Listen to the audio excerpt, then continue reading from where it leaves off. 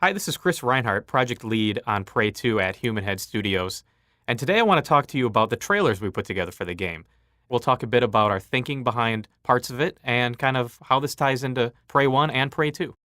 So when we first started working on the reveal for Prey2, we knew we wanted to do something that was going to connect Prey1 and Prey2, and also some way that we're going to reveal our new main character, Killian Samuels, who's a U.S. Marshal on this airplane. You'll see in a minute here, you see Killian walking by with his prisoner. So there's a connection here. There's a strong connection to the first game because you'll remember there's a part where Tommy from Prey 1 comes across this airplane and he sees the entire airplane grabbed, pulled onto the giant spherical mothership that's orbiting around the Earth. He sees this entire plane grabbed and it's smashed. And the aliens go in and pull out all the people.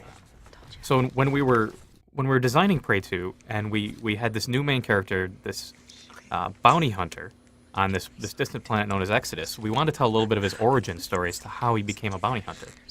So we batted around a bunch of different ideas, and one of the things that really resonated with us was this idea that he was on that airplane, because that was a really memorable moment from Prey 1. So we're like, well, that fits perfectly. We can have Killian on this airplane as an air marshal. You can see he's got his gun here, and the cameraman, Charlie, is kind of investigating and checking out what's going on before things start going funny. And we knew we had this really cool crash, so this is a really cool opportunity to show the crash obviously from the point of view of someone who's on that plane, and show the kind of the sheer terror and horror that kind of resonates with what was happening in Prey 1 and at the beginning of Prey 2.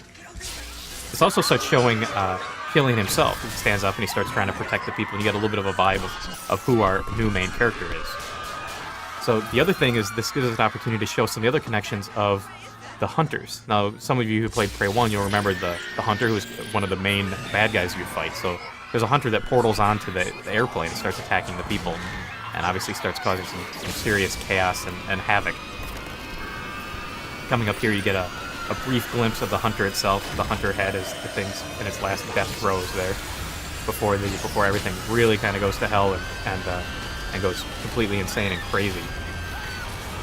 And like I said, this really ties into the connection from Prey 1 to Prey 2, because this is the part where they're grabbing the entire ship, they're pulling the entire ship up to their spherical mothership, which is where they'd go in and grab all the people. You get a really cool glimpse of the sphere for a moment here that's in orbit around the Earth, but clearly there's some madness here as it's invading the Earth.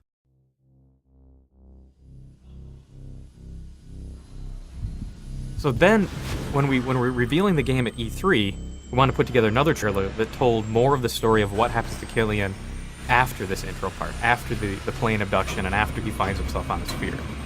So, and we talk a little bit more about kind of how Killian gets off the sphere, because he gets off the sphere in a very different way than Tommy. If you played Prey 1, you know Tommy blows up the entire sphere. There's a spoiler, sorry. So at the beginning here, Killian wakes up, he's on the sphere, doesn't realize that he's on a distant planet, or he's on this planet orbiting around the Earth. He sees the plane crash and looks up, sees the Earth is there. He's kind of freaking out. Bam!